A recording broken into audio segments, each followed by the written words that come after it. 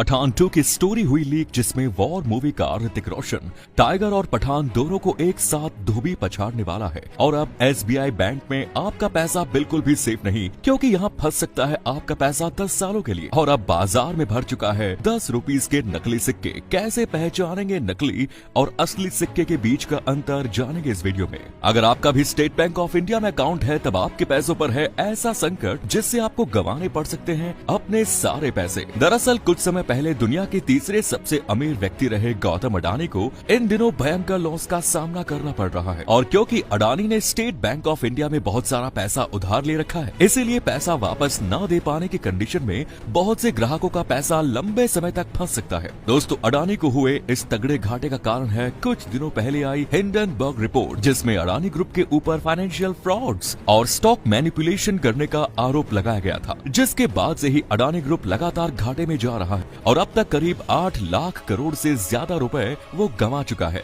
और ये पैसा अडानी का नहीं, बल्कि हम आम जनता का कमाया मेहनत का पैसा है, जो SBI ने अडानी को हमसे उठा कर दिया है। मगर हम ही वो लोग हैं जिन्होंने पठान को सुपरहिट मूवी बनाया। मगर पठान में जिम मरा नहीं, बल्कि जिंदा है। अगर आप पठान फिल्म का ये पोस्टर ध्यान से देखेंगे, तब उसमें आपको जिम के हाथ पर लिखा हुआ मिल जाएगा, everyone will come to my funeral to make sure that I stay dead. जिसका मतलब है कि जब तक आप जिम के अंतिम संस्कार को अपनी आंखों से नहीं देख लेते, तब तक नहीं मानो कि वो मर गया है। ये बात साबित करती है कि जिम उस चट्टान से गिरने के बाद भी जिंदा बच गया, जिसे किसी और ने नहीं बल्कि कबीर ने बचाया है। कबीर को जिम के बारे में जब मालूम चलता है कि वो पहले से ही मरा नहीं था, बस गायब होकर आउटबीट एक्स ग्रुप को चला रहा था, तब कबीर अस्पताल में बेहोश पड़े जिम को देखने चला आता है। जैसे ही कबीर अपने साथ जिम को देखता है, तब वो उसके साथ बिताए कुछ पलों को याद करता है, जहां कबीर और जिम एक साथ कई मिशन पूरे करते हैं और उनका एक भी मिशन फेल नहीं होता। इसके बाद अगले सीन में कबीर कर्नल लूथरा को कॉल करके बोलता है कि तुमने बहुत गलत किया है, जिसका हर्जाना तुम्हें भरना पड़ेगा। कर्नल लूथरा के पास खड़े पठान को भी कबीर की ये बातें सुनाई देती है। और फिर आगे के सीन में हम देखते हैं कि कबीर कर्नल लूथरा की गाड़ी पर हमला करता है और उसे मारने ही वाला होता है कि तभी वहाँ पर पठान आ जाता है, वो भी अपनी जोकर टीम के साथ, जिसके चलते कबीर को वहाँ से भागना पड़ता है। यहाँ पठान लूथरा से पूछता है कि आखिर ये है कौन और ये तुम्हें मारने क्यों आया था। तब कर्नल कहता है कि ये कबीर है, हमारा पुराना एजेंट और जिम का दोस्त। जिम के पकड़े जाते वक्त मैंने उसकी मदद नहीं की थी, जिसका बदला ये मुझसे ले रहा है, जबकि ये नहीं जानता कि जिम क्या कर रहा था। इसे रोकना पड़ेगा पठान, वरना जिम इसे बदलकर अपनी तरह गद्दार बना देगा। जिसके बाद पठान कहता है कि फिक्र नॉट गुरुजी, मैं हूं ना। लगता है अब टाइगर को बुलाने का समय आ गया है और यहीं से स्पाई यूनिवर्स एक नेक्स्ट लेवल पर पहुंच जाएगा। मगर पठान फिल्म को लेकर कंगना ने ट्विटर पर एक ऐसी चीज लिखी जिससे SR के गुस्से से आग बबूला हो गया। कंगना ने बताया कि भारत की विविधता का नतीजा है कि पठान इतनी सफल हो पाई है। फिल्म के डायरेक्टर ने पठान में पाकिस्तान और पाकिस्तानी खुफिया एजेंसी को अच्छा दिखाया है, जो भारत की महानता को दर्शाता है। पठान सिर्फ एक फिल्म में और भारतीय आज भी जय श्री राम ही बोलेंगे। साथ ही कंगना ने ये तक कह डाला कि पठान का नाम बदलकर इंडियन पठान कर देना चाहिए, क्योंकि भारत के मुस्लिम देशभक्त होते हैं और अफगानी पठानों से काफी अलग है। और उन्होंने बताया कि भारत के संविधान और भारत के प्रति अपने प्यार पर कंगना एक फिल्म बनाने जा रही है, जिसके लिए उन्होंने अपना घर और ऑफिस तक गिरवे रख दिया। लेकिन इसी के चलते बाजार में आ चुके हैं 10 रुपए के नकली सिक्के। आखिर कैसे पहचाना जाएगा असली और नकली सिक्कों के बीच का अंतर? दरअसल आज के समय ये सिक्कों की फैक्ट्री दुनिया का सबसे सफल बिजनेस बन गई है, क्योंकि इस फैक्ट्री से इस महिला और इसके साथियों ने महज 3 महीनों में 30 करोड़ रुपयों का मुनाफा कमाया है।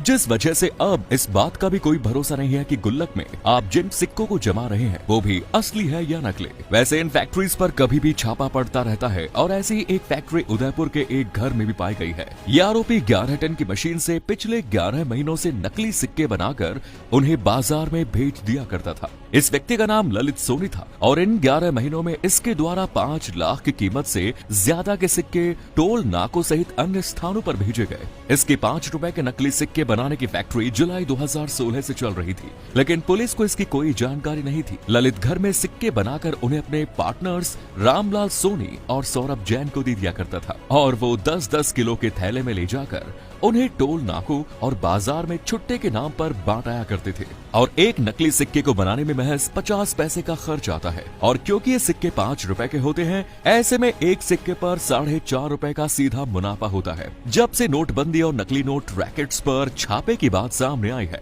तब से ठगों ने अपना व्यापार नकली सिक्कों पर शिफ्ट कर दिया है, जिसमें रिस्क कम और मुनाफा ज्यादा है। क्योंकि 5 रुपए के पीछे कोई भी बहस नहीं करता, बल्कि हर कोई इन्हें आराम से अपने वॉलेट में डालकर निकल जाता है। अब ये सब करने वाला आदमी हिंदू था या मुस्लिम, वो तो नहीं पता, मगर एक ऐसा मुसलमान जो 25 सालों से भी ज्यादा समय से कर रहा है हिंदू मंदिरों की सेवा। मगर क्यों?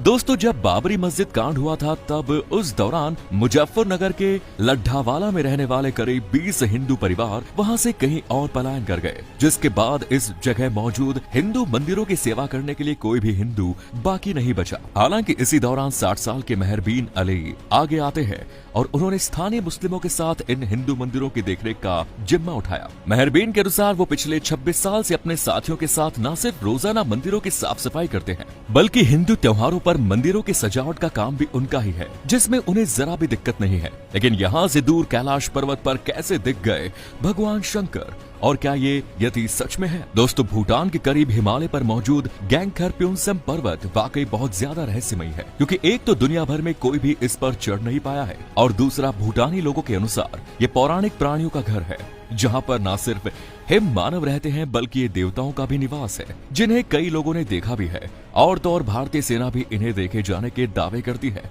जो इसे बेहद रहस्यमयी बनाता है।